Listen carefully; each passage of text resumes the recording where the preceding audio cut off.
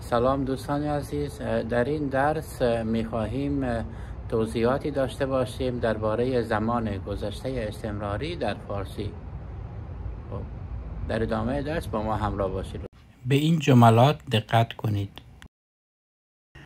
در گذشته وقتی بچه بودم هر روز صبح زود بیدار می شدم.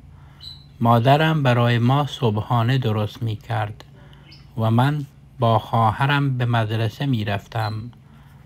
در راه بچه های دیگر را می دیدم که آنها هم به مدرسه می رفتند.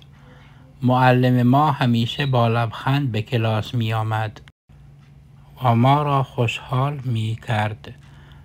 بعد از مدرسه من و دوستانم در کوچه بازی می کردیم.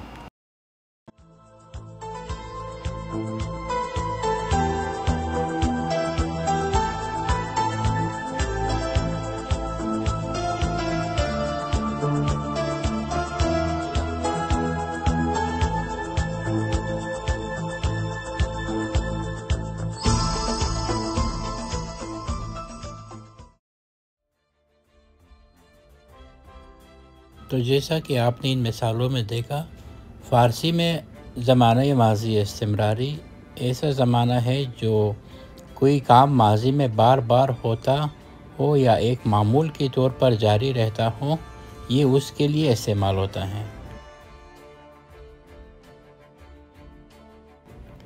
माज़ी इस्तिमरारी फ़ेल बनाने के लिए हम माज़ी सादा से पहले लफ्ज़ मी का इजाफ़ा करते हैं। चंद मज़ीद मिसालें मुलाहिज़ा कीजिए। من می رفتم، تو می خوردی، او می نوشت، ایشان یا آنها می خندیدند.